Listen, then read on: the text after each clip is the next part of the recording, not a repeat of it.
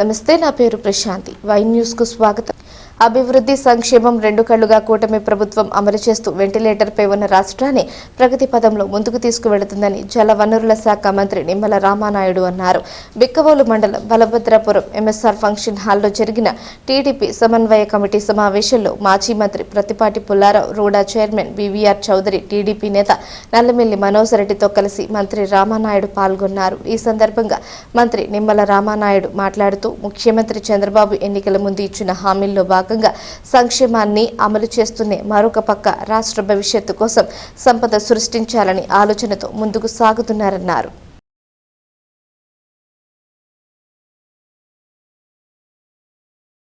నమస్కారాలు తెలియజేసుకుంటూ కూటమి ప్రభుత్వం అధికారంలోకి వచ్చినటువంటి ఈ 2 ఏళ్లలో మీరందరూ కూడా చూస్తూ ఉన్నారు. వెంటిలేటర్ మీద ఉన్నటువంటి ఆర్థిక వ్యవస్థను గత ప్రభుత్వం మాకు వారసత్వంగా ఇచ్చినటువంటి స్థితిలో కూడా ఈ 2 ఏళ్లలో అభివృద్ధి సంక్షేమం రెండు కళ్ళుగా ఈ ప్రభుత్వం ముందుకు తీసుకెళ్తున్నటువంటి పరిస్థితి. కానీ ఒక పక్కన పెంచినటువంటి పింఛన్లు ప్రతి నెల 1వ తేదీన పేదల సేవలో కానీ, తల్లికి వందనంగా ఎంతమంది పిల్లలుంటే అంతమందికి కూడా 15,000 రూపాయలు వాళ్ళ తల్లుల అకౌంట్లో ఇవ్వడం కానీ, 5 సంవత్సరాల్లో ఒక్క టీచర్ పోస్టు కూడా భర్తీ చేయలేకపోతే మొదటి సంవత్సరంలోనే 16,300 టీచర్ల పోస్టులు భర్తీ కానీ, అన్నదాత సుఖీభోగా 20,000 రూపాయలు పెట్టుబడి సాయం కానీ, మహిళలకు ఆర్టీసీలో ఉచితంగా ప్రయాణం కానీ, సంవత్సరానికి 3 గ్యాస్ సిలిండర్లు కానీ, ఇట్లా చెప్పుకుంటూ పోతే సంక్షేమాన్ని ఒక పక్కన నడిపిస్తూ మరొక పక్కన ఈ రాష్ట్ర భవిష్యత్తు దృష్ట్యా సంపదను సృష్టించాలనేటువంటి ఆలోచనతో రాజధాని లేనిటువంటి రాష్ట్రానికి మళ్ళీ ఒక ప్రపంచ స్థాయి రాజధానిని